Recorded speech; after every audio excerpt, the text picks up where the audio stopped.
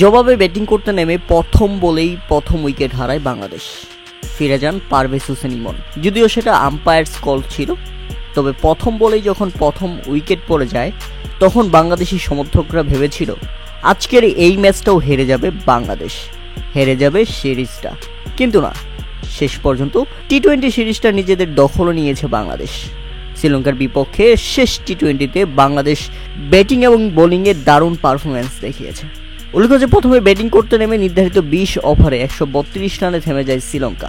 বাংলাদেশি বোলারদের মধ্যে সর্বোচ্চ শেখ মেহেদী হাসান দুর্দান্ত বোলিং করেছেন, তুলে নিয়েছেন 4 উইকেট। শ্রীলঙ্কার হয়ে সর্বোচ্চ 39 বলে 46 রান আসে প্রথম নিশাঙ্কার ব্যাট থেকে। শেষ দিকে 25 বলে 35 রান করে অপরাজিত থাকেন দাসুন সানাকা। আর জবাবে ব্যাটিং করতে নেমে বাংলাদেশের শুরুটা মোটেও ভালো ছিল না। বললাম প্রথম বলেই প্রথম উইকেট, তবে এরপর লিটন দাসকে সঙ্গে নিয়ে তানজিদ হাসান তামিম ছক্কা বৃষ্টিতে মেতে ওঠেন। তবে লিটন দাস ইনিংস বড় করতে পারেনি। 26 বলে 32 রান করে ফিরে যান প্যাভিলিয়নে। এরপর তাওহিদ হৃদয়কে নিয়ে আরও বিধ্বংসী হয়ে ওঠেন তানজিদ হাসান তামিম। তুলে নেন দুর্দান্ত 50। মাত্র 27 বলেই 50 পূরণ করেন তানজিদ হাসান তামিম। 50 পূরণ করতেই হাঁকিয়েছেন 5টি ছক্কা।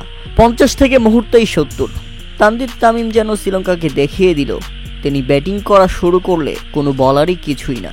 প্রিয় দর্শক, শেষ পর্যন্ত বাংলাদেশের দারুণ জয়। আর এই জয়ের মাধ্যমে শ্রীলঙ্কার বিপক্ষে টি-20 সিরিজে 2-1 ব্যবধানে সিরিজ জিতে নিল বাংলাদেশ।